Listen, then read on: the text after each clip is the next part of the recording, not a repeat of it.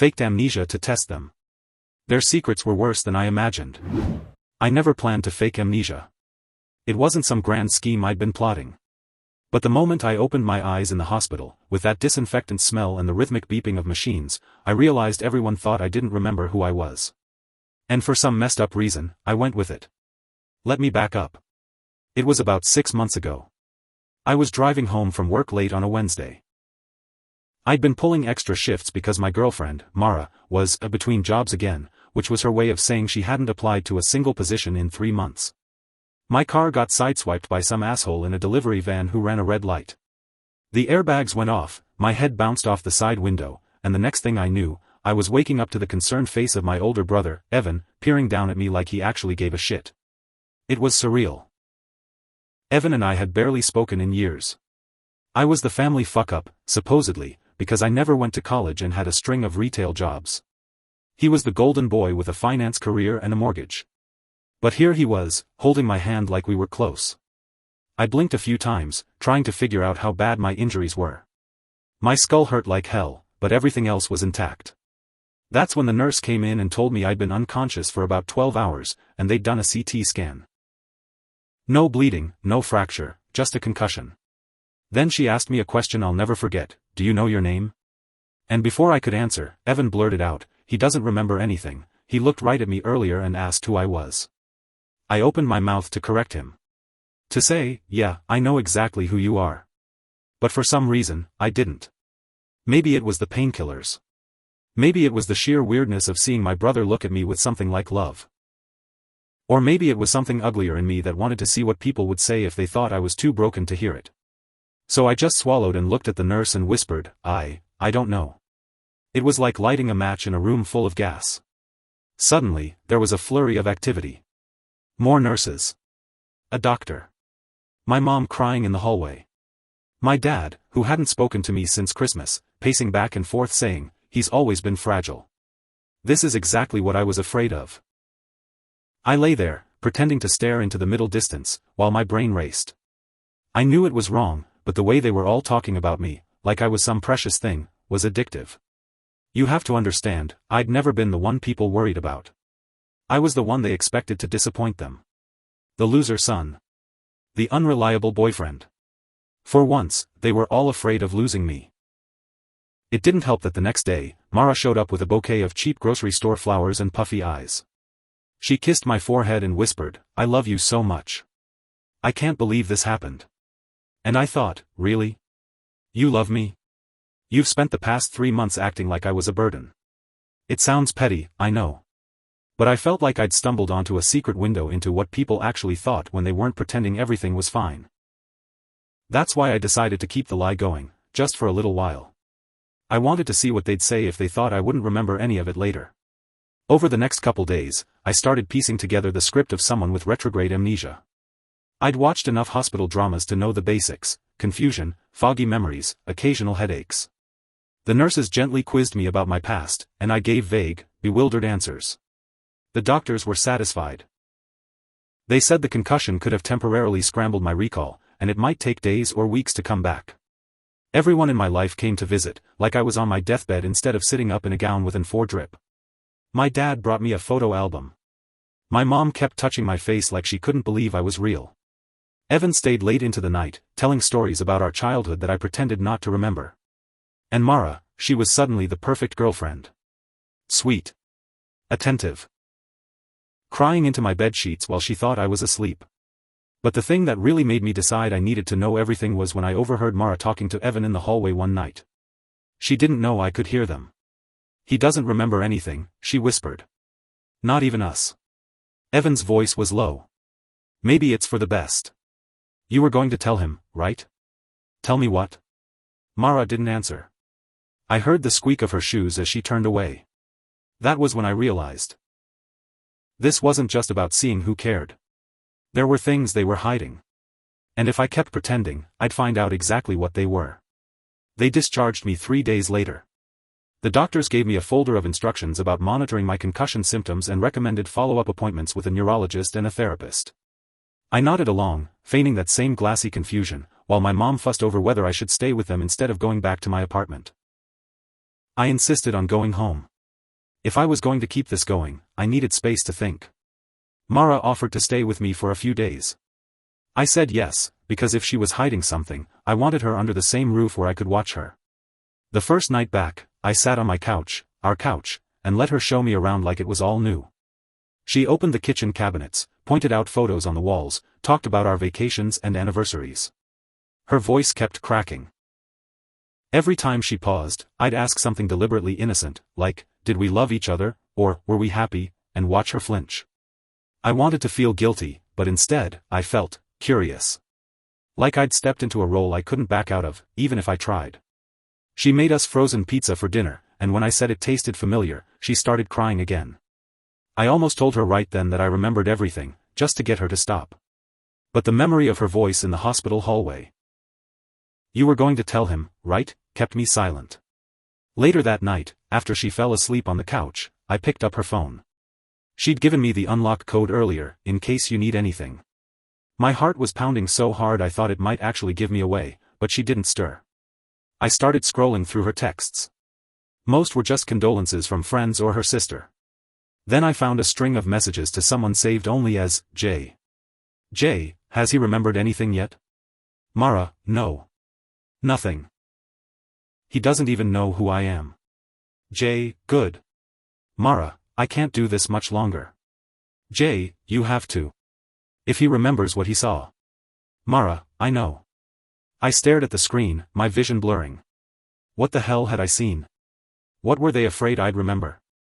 I locked the phone and set it back on the coffee table, careful to put it exactly where I found it. My head was spinning, partly from the concussion, partly from the realization that I'd dug myself into something I couldn't just laugh off later. The next morning, Mara insisted on driving me to my parents' house. They'd arranged a memory dinner, like a little intervention where everyone would sit around reminding me who I was. It was the kind of cringe thing my mom loved organizing. Evan was already there when we arrived.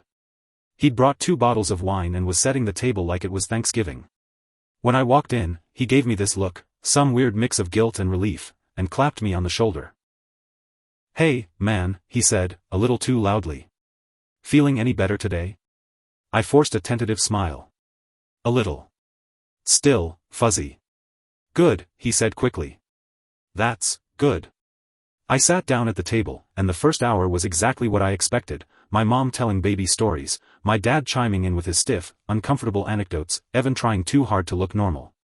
But about halfway through dinner, my dad excused himself to take a call in the other room. The moment he was gone, Evan leaned closer. He smelled like aftershave and cheap Merlot. "Listen," he murmured, voice low so Mara and my mom couldn't hear. "When you're feeling stronger, we should talk. About some financial stuff. There were things you were dealing with before the accident." I looked at him, tilting my head like a confused puppy. "Financial stuff?" "Yeah. Just, don't worry about it now," he said quickly. "We'll figure it out." Mara shifted beside me. She didn't say anything, but her jaw tightened, and she wouldn't meet my eyes. I felt my stomach drop.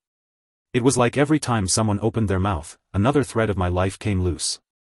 Secrets I didn't even know existed, all tangled up under the surface. After dinner, my mom tried to press a check into my hand, "just until you're back on your feet," and I almost laughed. A week ago, she wouldn't have lent me $1 if I was on fire. Now she was acting like I was some tragic, broken little boy. Mara drove us home in silence. I watched the houses blur past the window, thinking about the texts I'd read, Evan's cryptic comment, the way my dad kept avoiding my eyes. It hit me that I was starting to feel less like I was pretending and more like I really had lost something, my grip on the truth. The difference was, everyone else thought they had the upper hand. That night, when Mara fell asleep again, I sat in the dark living room scrolling through her phone until the battery died. Nothing else in the messages explained what she and Jay were so afraid of. No clues. Just that one line, "if he remembers what he saw." I didn't sleep. I lay there thinking about all the ways this could go wrong. About how I could end it all by simply saying, "I remember." But then what? They'd all go back to resenting me. Hating me. Lying to my face in more careful ways. And maybe that was the moment I decided I'd keep pretending, just a little longer. Long enough to figure out what they'd been hiding. Long enough to decide whether they deserved the truth. The next morning, I woke up to Mara making coffee like nothing was wrong. She was humming under her breath, wearing my old college sweatshirt, acting like we were a couple in one of those cringy insurance commercials. I almost admired how quickly she'd settled into her caretaker role. I watched her from the couch, the edges of my vision still fuzzy from the concussion. Or maybe from exhaustion. I'd spent most of the night replaying that text conversation over and over. If he remembers what he saw. Saw what? I hadn't known I'd seen anything. My brain kept circling back to that idea, even though part of me wanted to pretend it didn't matter. I waited until she set the mug down in front of me before I spoke. Mara, can I ask you something? Of course, she said immediately, too eager. She perched on the edge of the coffee table, hands clasped. If I don't get my memory back, are you going to stay? Her eyes widened. What? Yes. Of course I'm going to stay. Even if I don't remember you at all? Of course, she repeated, but her voice cracked on the second word. I love you. I wanted to believe her. But she wouldn't look me in the eye, and I could practically see the wheels spinning in her head. She was terrified I'd remember, but also terrified I wouldn't. That was when it really hit me, she wasn't just hiding something from me. She was scared for herself. I didn't know why yet, but I was determined to find out. Later that afternoon, Evan texted me, Evan, can I swing by? Just want to check in. I replied yes, partly because I was tired of being alone with Mara, partly because I was hoping he'd slip up again. He showed up an hour later carrying a big brown envelope. He looked uncomfortable, like he'd rather be anywhere else. Hey, he said, clearing his throat. Mind if we talk privately? Mara hesitated in the kitchen doorway, but I nodded. Sure. I watched her leave, then gestured to the recliner across from me. Evan sat down, rubbing a hand over his mouth. You look better, he said lamely. Thanks, I said. I tried to sound neutral, but I could hear the suspicion in my own voice. He exhaled and set the envelope on the coffee table between us. Look. This is awkward. But before the accident, you and I were sorting some money stuff. What money stuff? You lent me some cash last year. For the house repairs. He swallowed. I never paid you back. I meant to. But I got behind, and, you know. I waited. He didn't go on. That's all? I asked finally. His eyes flicked away. Mostly. Mostly, I repeated. I was trying so hard to keep my face blank. If I'd been my old self, my real self, I'd have started yelling right there. But I had to play dumb. It was the only way to keep them talking. Evan glanced toward the kitchen, making sure Mara wasn't eavesdropping, then lowered his voice. Look, I'll just say it. Mom and Dad, they were thinking of cutting you out of the will. They thought you were unstable. That you couldn't handle the responsibility. My stomach turned. I hadn't expected that. We'd never been close, but I didn't think they'd go that far. So why are you telling me now? I asked. Because you have a chance, he said, voice urgent. You have a clean slate. If you can just act like you're okay, like you've got it together, maybe they'll reconsider. I felt this cold, hollow place open up in my chest. The way he was talking about me, like I was some charity case or a liability, made me want to scream. But instead, I nodded slowly. Okay. Thanks for telling me. Yeah. He sounded relieved, like he'd gotten something off his conscience. He pushed the envelope toward me. It's not the full amount, but it's something. I took it without opening it. Thanks, I said again. He patted my shoulder and stood up, clearly eager to escape the awkwardness. When Mara came back in, he kissed her cheek, something that made me pause, but I told myself I was overthinking, and then he left. The second the door closed, Mara turned to me. What did he say? I shrugged. Just money stuff. She studied my face for a long time. I could almost see her deciding whether I was telling the truth. After a moment, she nodded and went to the bedroom. I sat there with the envelope in my lap, trying to process everything. My own brother had stolen from me. My parents were planning to cut me out. And my girlfriend was sending cryptic texts about secrets I wasn't supposed to remember. The accident wasn't planned, of that, I was sure. But everything that came after felt like it had been building for years. All the small resentments and hidden betrayals, finally dragged into the light. I looked around my apartment, the photos on the walls, the books on the shelves, the dishes piled in the sink, and felt like I was looking at someone else's life. Someone I was supposed to become again, if only I could pretend well enough. That was the moment I realized I wasn't going to end the lie anytime soon. I needed to know everything. Every secret. Every motive. And if they wanted me to be a blank slate, fine. I'd be the best blank slate they'd ever seen. But I was going to learn exactly what they'd done to me. And when I did, I'd decide who deserved to be forgiven, and who didn't. The next day, Mara went back to work. She was a receptionist at a dentist's office a few miles away. She insisted she'd take more time off, but I told her not to, said I wanted to be alone to process. I think she was relieved. As soon as she was out the door, I opened the envelope Evan had left. It was a stack of 20s and 50s, maybe $1,000, tops, and a folded note on top in his cramped handwriting. I'm sorry for everything. I'll make this right. Please don't hate me. I held the note between my fingers for a long time, wondering if it was guilt or strategy. Evan had always been smooth when it came to making people forgive him. But this was different. This felt desperate. I set the money aside. Then I pulled out my phone and started scrolling through old photos and messages, things they thought I'd forgotten. I needed reminders of who I'd been before the accident. What my relationships were really like. One text from Mara stood out. Sent 3 weeks before the crash. Mara, you're never around. You don't listen to me anymore. I can't do this much longer. I scrolled up, reading the argument that followed. She'd accused me of caring more about work than her. I'd said I was trying to keep us afloat while she spent her days on the couch. It ended with her threatening to leave. And now she was here, playing the doting girlfriend. That morning, I started my own little experiment. If she was hiding something, I'd figure it out by seeing how she reacted to the right questions. When she came home that evening, I was waiting on the couch. I made my voice small, careful, like someone feeling around in the dark.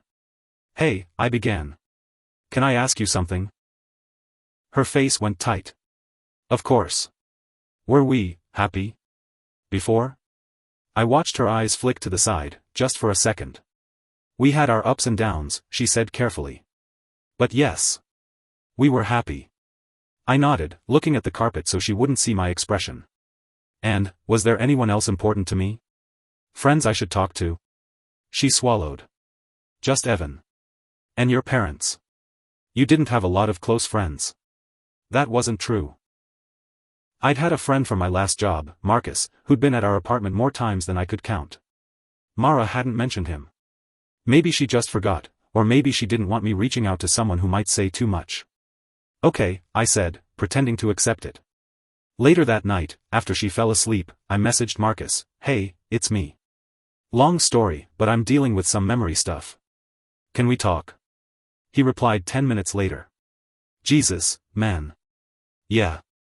Whenever you want. I set up a time to meet him the next day. I didn't tell Mara. The following afternoon, I met Marcus at a diner we used to hit up after shifts. He looked exactly the same, faded band t-shirt, scruffy beard, the same easy grin. But when he saw me, his face shifted into something closer to pity. Dude, he said, giving me a careful hug. You look like shit. Thanks, I muttered. We slid into a booth. He didn't waste any time. So, how much do you actually remember? I hesitated. If I told him the truth, there was a chance he'd slip up around Mara. But something in me was so sick of lying that I almost blurted it out anyway. I remember some things, I said finally. Not everything. He nodded slowly. That's probably for the best. What does that mean? Marcus rubbed a hand over his jaw. Man, you were not in a great place before the accident. You were working all the time. Mara was, well. She was out a lot. Out? He looked uncomfortable. Look, I don't want to pile on when you're dealing with all this. But, I saw her a couple times at this bar downtown. With some guy. I don't know who. My mouth went dry. When was this? Couple weeks before the accident. I felt my throat close up. If Marcus had seen her, then Evan probably had, too. And maybe that was what he meant when he said there were things I'd been dealing with. Marcus leaned forward. Whatever's going on, you don't have to deal with it alone. You know that, right? I nodded, but I couldn't look at him. When I got back to the apartment, Mara was in the kitchen making pasta. She smiled at me like nothing was wrong, like she hadn't been planning to walk out of my life until my skull bounced off a window. I sat at the table and watched her move around the kitchen. Part of me still wanted to believe she cared. But another part, bigger, colder, was starting to accept that everything she was doing was about guilt. Or fear. Or both.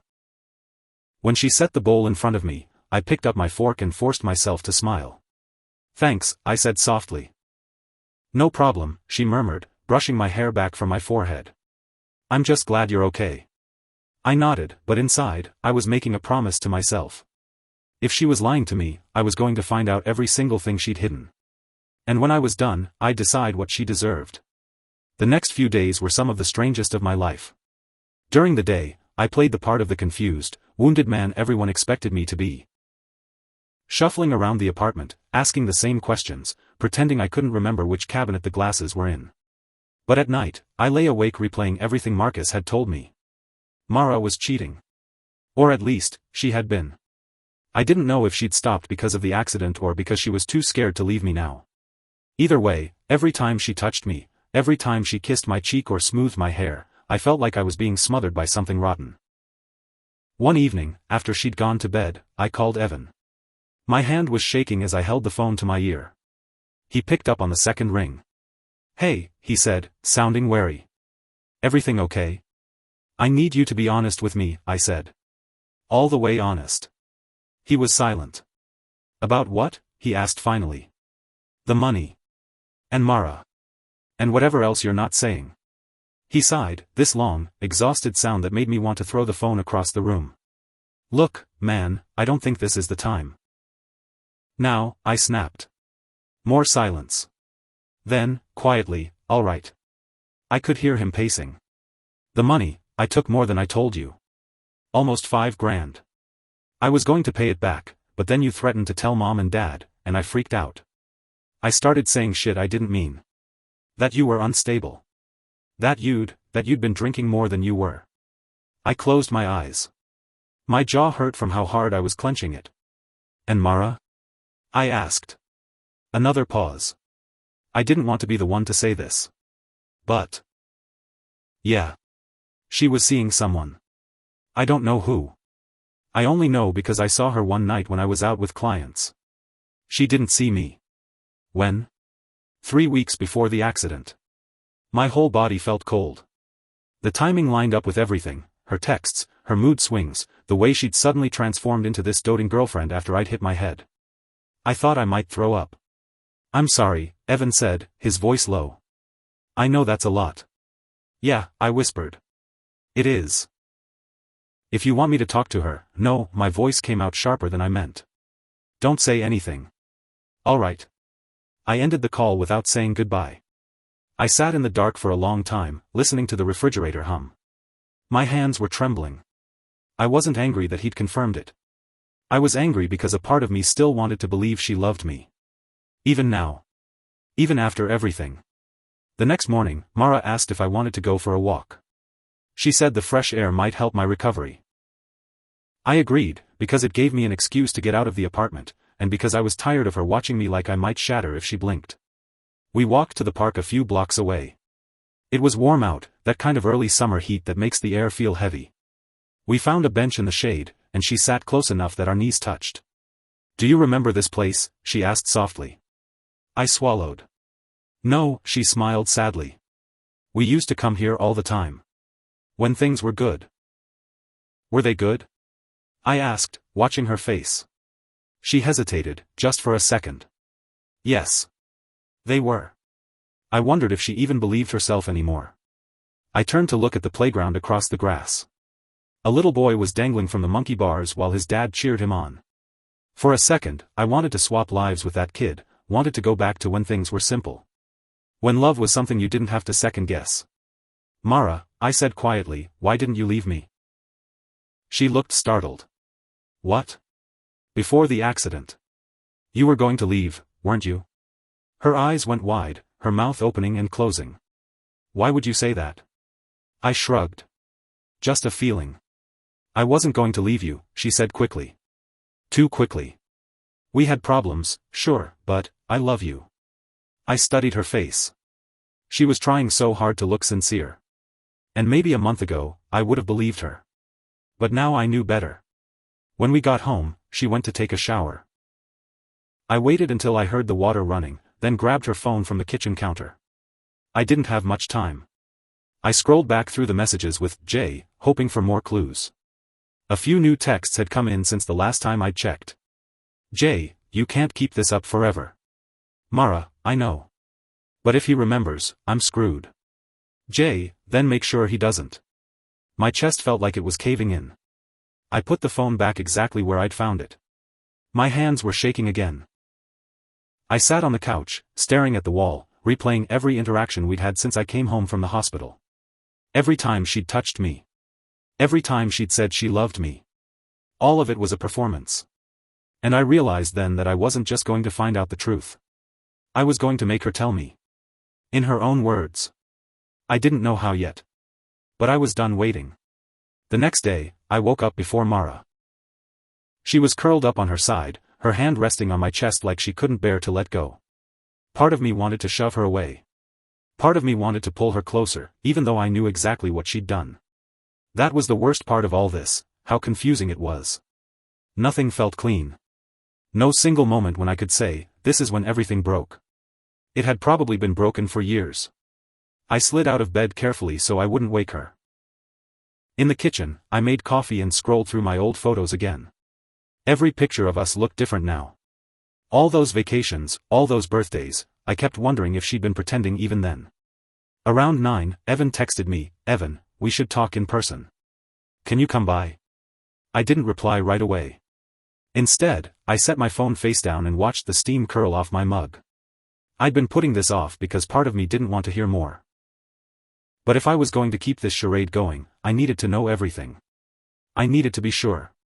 When Mara woke up, she padded into the kitchen in one of my t-shirts. Morning, she mumbled, her voice scratchy. Morning, I echoed. You okay? Yeah, I lied. I think I want to see Evan today. He said he has some paperwork about my insurance. Her eyebrows flicked up, just for a second, before she forced them back down. Oh. Okay. I'll just take a cab, I added. You don't have to come. Her relief was subtle but obvious. She poured herself coffee without meeting my eyes.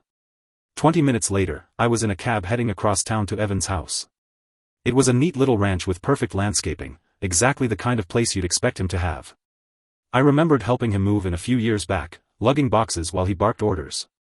He opened the door before I even rang the bell. Hey, he said, voice stiff. I followed him inside. The living room smelled like expensive candles and something freshly cleaned. I sat on the edge of the couch while he hovered by the fireplace, fidgeting with a coaster. I know you're pissed, he began. Understatement, I said flatly. He winced. Fair. Why didn't you just tell me? I demanded. Before the accident. About the money. About Mom and Dad. About Mara. Evan sank into the armchair across from me. He looked older than I remembered, like the guilt had been eating at him for a while. Because you never wanted to hear it, he said quietly. Every time I tried to talk to you about money, you shut me out. Every time I tried to tell you Mara was bad for you, you made excuses. So you just kept lying. He rubbed his face. I didn't want to be the asshole who kicked you when you were already down. And then when you got hurt, God, man. You were lying there with tubes in your arm, and Mom was crying, and Mara was falling apart. It felt like if I told you then, it would finish you off. His voice cracked. I know I fucked up. But you're my brother. I didn't know what else to do. I didn't know what to say to that. Because for a second, he didn't sound like the smug, self-satisfied jerk I'd always thought he was. He sounded scared. Like he actually gave a damn. I took a shaky breath. I'm not going to tell Mom and Dad about the money, I said finally. His head jerked up. You're not. Not yet. Relief flashed across his face. But you have to be straight with me from now on. No more bullshit. If there's anything else I need to know, you tell me. He nodded quickly. I swear. All right. I stood. Then I guess I'll see you around. He didn't try to stop me. When I got back to the apartment, Mara was sitting on the couch scrolling her phone. She looked up, startled, when I walked in. "You're back early." Evan didn't have much to say, I lied. "Oh." I could tell she was trying to gauge whether I'd learned something. I almost laughed. It was like we were both playing chess, waiting for the other person to slip up first. I sat down across from her. "Hey," I said, trying to sound casual. "You know what's weird?" "What?" "I was thinking about how everyone kept saying you were with me when the accident happened." Her eyes flickered. "Yeah. But you weren't," I continued slowly. "I remember being alone in the car. You said you were home that night." She swallowed. "I was." "Then why did Evan tell me you came to the hospital right after the cops called you?" Mara's face went pale. I don't know. Maybe he was confused. Maybe," I agreed. I held her gaze, letting the silence stretch between us. I could see the panic starting to spark behind her eyes. She was realizing that whatever story she'd told was starting to unravel. And I knew then that it was only a matter of time before she cracked. That night, I lay in bed listening to her breathing. My mind was a mess of questions and half-formed plans. I didn't know exactly how I was going to do it. But I was going to make her tell me everything. Even if it destroyed whatever was left between us. The next morning, I woke up determined. I couldn't keep doing this, pretending to be clueless while she danced around the truth. Every day, it felt like my life was rotting from the inside out. I needed to end it, or at least drag everything out into the open. I waited until Mara left for work. Then I pulled out my phone and scrolled back through her old messages again. Every time I read them, I felt that same sick twist in my gut. Jay, then make sure he doesn't. I didn't know who Jay was. But if they were confident enough to text her like that, they probably weren't just some casual fling. I needed a way to force her to explain. That afternoon, I went to the little copy print shop near the bus station. I printed out screenshots of the texts, hers and Evan's, and slipped them into a plain envelope. On the outside, I wrote her name in block letters. When I got home, I put the envelope under the coffee table where I knew she'd find it if she was cleaning. Then I sat on the couch and waited. The hours crawled by. I didn't move. Didn't turn on the TV. Just sat there staring at the wall, replaying every lie she told me since the accident. Around 6, I heard her keys in the lock. My chest tightened. "Hey," she called softly, stepping inside. "You okay?" I nodded without looking up. She set her purse on the counter and walked into the living room. For a second, she just stood there, studying me. Then her gaze drifted to the coffee table. I saw the exact moment she noticed the envelope. Her whole body went still. "What's this?" she asked carefully. I didn't answer. She reached down and picked it up. Slid a finger under the flap. Pulled out the papers. Her face drained of color as she read the first page. "Where did you get these?" she whispered. I finally looked up. "Does it matter?" She shook her head, her mouth opening and closing like she was trying to find the right lie. "Who's Jay?" I asked. My voice was calm. Too calm. She pressed her lips together. It's no one. Try again." "I don't." "Try again," I repeated, louder this time. She flinched. For a second, she looked like she might bolt for the door. "It was just someone I was talking to," she said finally, voice cracking. "It didn't mean anything." "Someone you were talking to," I echoed. "About how to keep me from remembering." I panicked, she whispered. "I didn't know what you'd remember." I thought, what? That I'd figure out you were planning to leave me? That you were cheating? Her eyes filled with tears. "I didn't want to hurt you." Too late. We sat there in silence. I could hear the traffic outside, a distant car horn. In that moment, it hit me that this was it, the real version of us, stripped of all the pretending. "Was it Evan?" I asked. The words were out before I could stop them. "What? Was he the one you were seeing?" She looked genuinely shocked. "God, no." "Jesus." "Then who?" She shook her head miserably. "It doesn't matter anymore." "It does to me." She pressed the heels of her hands into her eyes. "It was just a guy I met at the bar. James. We were talking for a few weeks. I didn't think it would turn into anything, but then, you were always working, and I was lonely. You were planning to leave," I said. "Yes," she whispered. I'm sorry. I stared at her. I felt nothing.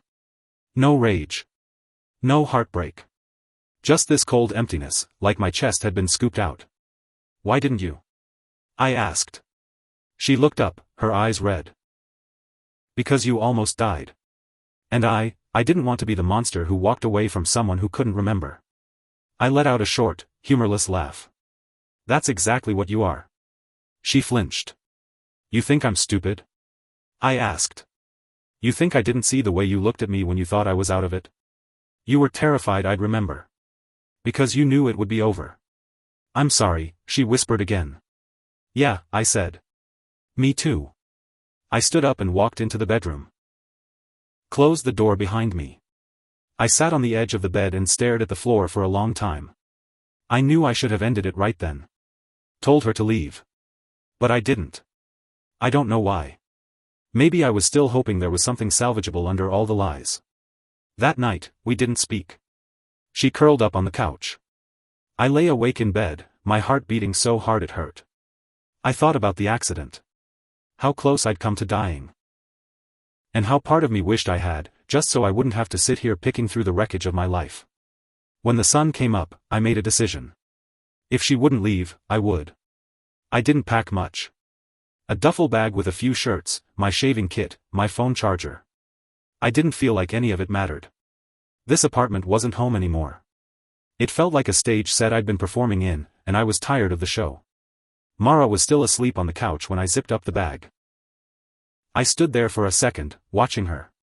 Part of me wanted to wake her up and tell her everything I was thinking, that she'd broken something in me that might never heal. But what would be the point? We'd said all there was to say. Instead, I scribbled a note on the back of an old receipt, "Don't call me.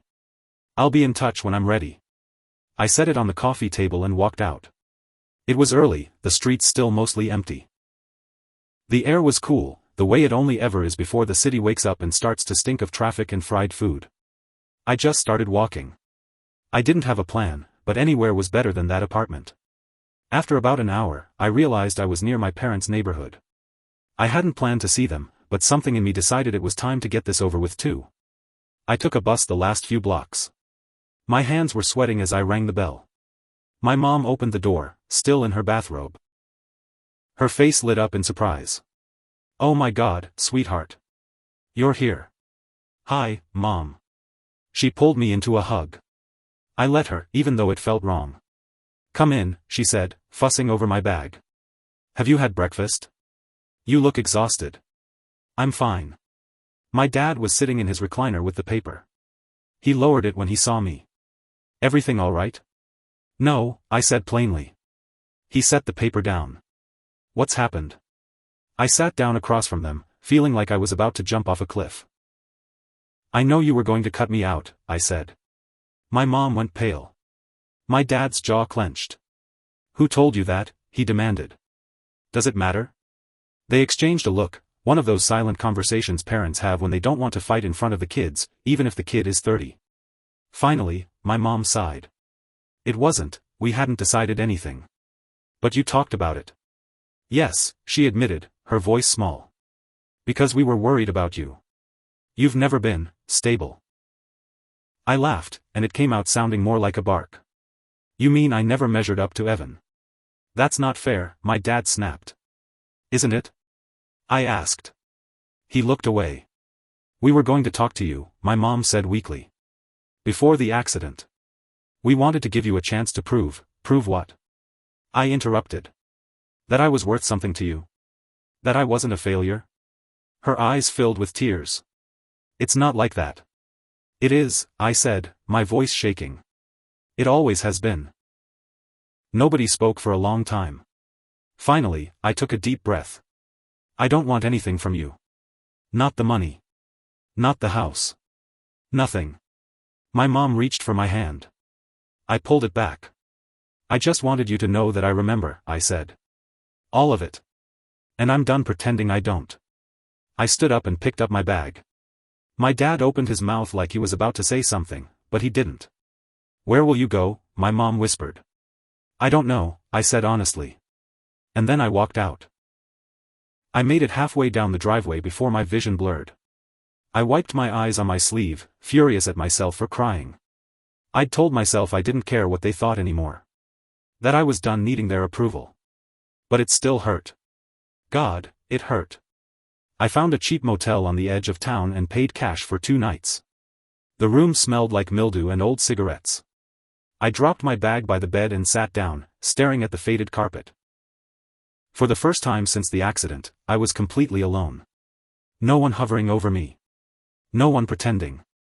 Just me, and the mess I'd made by trying to test everyone around me. I thought about calling Marcus, but I couldn't bring myself to. I didn't want more pity. I didn't want anyone telling me it would be okay, because I didn't believe that yet. Instead, I lay back on the bed and closed my eyes. I didn't know what came next. Whether I'd ever forgive Mara, or Evan, or my parents. Whether I'd ever feel like myself again. But at least, for the first time, I wasn't living a lie. I stayed at Marcus's place for almost a week. It was weirdly peaceful there. No one walking on eggshells. No hushed voices in the hall or forced small talk. Just the 2 of us watching dumb action movies and ordering takeout. Every so often, Marcus would glance over at me like he was trying to figure out if I was about to break down. But he never pressed. One night, after we'd demolished a pile of cheap Chinese food, he finally spoke up. "You ever going to talk to her?" he asked, his voice careful. I didn't have to ask who he meant. "Probably," I said. "Just, not yet." Fair. He didn't say anything else. Didn't tell me what I should do. That was what I'd always liked about Marcus, he didn't pretend he had all the answers. Later, after he'd gone to bed, I sat on the couch staring at my phone. My notifications were a mess. Missed calls from Mara, a couple from my mom, even one from Evan. Part of me wanted to block them all and disappear. But another part, the part that still wanted closure, knew I couldn't do that. So the next morning, I called Mara. She picked up on the first ring. "Oh my God," she breathed. "Where are you? Are you okay?" "I'm fine," I said. "I've been calling you, I know." Silence. "Can we meet?" she asked finally, her voice small. I didn't answer right away. But eventually, I said, "Yeah. Tomorrow." We agreed to meet at the same park where she'd lied to my face about being happy. I don't know why I picked that spot. Maybe I wanted to remind us both how far we'd fallen. When I got there, she was already sitting on the bench. She looked tired. Older. Like the past few weeks had been just as hard on her. She stood when she saw me. For a second, it looked like she was going to hug me, but she stopped herself. "Hi," she said. "Hi." We sat in silence for a minute. "I'm sorry," she whispered eventually. "For everything." I nodded. I believed her, in a way. But apologies don't glue things back together. "I should have left before it got this bad," she went on. "I knew we weren't happy. I didn't want to be the villain." "You were," I said gently. "And so was I." She swallowed hard. "I don't hate you," I added. "But I can't do this anymore." Tears slid down her cheeks. She didn't try to wipe them away. "I know," she whispered. We sat there a little longer.